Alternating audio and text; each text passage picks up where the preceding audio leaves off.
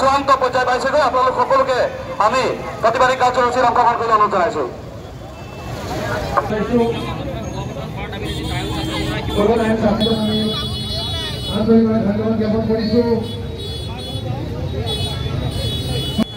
আমাৰ কীৰ্তিচিহ্নসমূহ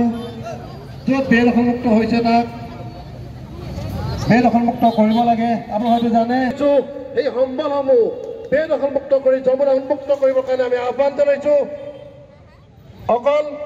বেদখলমুক্ত কৰিব আমি চৰকাৰক দাবী জনাইছো কিন্তু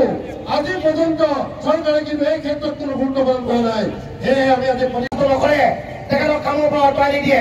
হাজাৰ হাজাৰ টকা লুণ্ঠন কৰি তেখেতে কণ্ট্ৰেক্টৰ বেৰেজ কৰি ওচৰৰ মাটি বিক্ৰী কৰিছে মাটি বেদখলৰ সহায় সহযোগ কৰিছে এখনো কাগজ তেখেতলোকে নিদিয়ে গতিকে এই ষ্টেট আয়োগক যি হকিয়াই দিছো এইটো এক সকিয়নি ইয়াৰ পিছত যদি তোমালোকে উপযুক্ত ব্যৱস্থা গ্ৰহণ নকৰা তেতিয়া বেদখল ভাঙি দিয়া হ'ব আৰু এই দুৰ্নীতিগ্ৰস্ত বিষয়া এই শিৱসাগৰ ৰাজপথত যি ব্যৱস্থা গ্ৰহণ কৰিব লাগে কামৰ দৰে আঁঠুকোৱা ব্যৱস্থা তাই ছাত্ৰলৈ কৰিব কাৰণ তোমালোকে জাতীয় সম্পদ বিক্ৰী কৰিছা জাতীয় দায়িত্ব বুলি তোমালোকে পিঠি দিছা আৰু এই অসমীয়া জাতীয় সহ্য বিদ্ৰোহ প্ৰতীকৰ প্ৰতি তোমালোকে হেন চকু পেলাইছা গতিকে ইয়াক সহ্য কৰা নহ'ব এই কথা এই মঞ্চত আমি স্পষ্ট ঘোষণা কৰি দিছো আৰু ইয়াত যি সংগ্ৰামী সতীৰ্থ আছে সকলোকে কৈছো আমি এটা গৌৰৱ প্ৰতিবাদৰ কাৰণে এই সম্পদসমূহ জাতীয় সম্পদ হিচাপে চৰকাৰে স্বীকৃতি দিব লাগিব আৰু চৰকাৰে এই সম্পদসমূহ সিঁচৰিত হৈ থকা ঐতিহাসিক প্ৰাচীন কীৰ্তিচিহ্নসমূহ বেদখলমুক্ত কৰি বিজ্ঞানময় সংৰক্ষণৰ শুভবৰ্ধনৰ দাবীত টাই আহোম ছাত্ৰ সন্থাই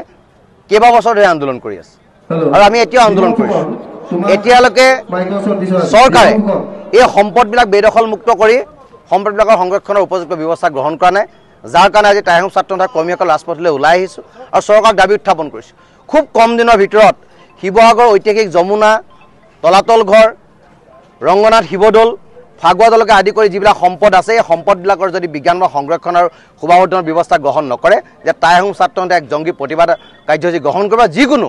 পৰ্যায়লৈ যাবৰ কাৰণে সদৌ টাই আহোম ছাত্ৰ সন্থা সংগ্ৰামী সতীৰ্থসকল প্ৰস্তুত থাকিব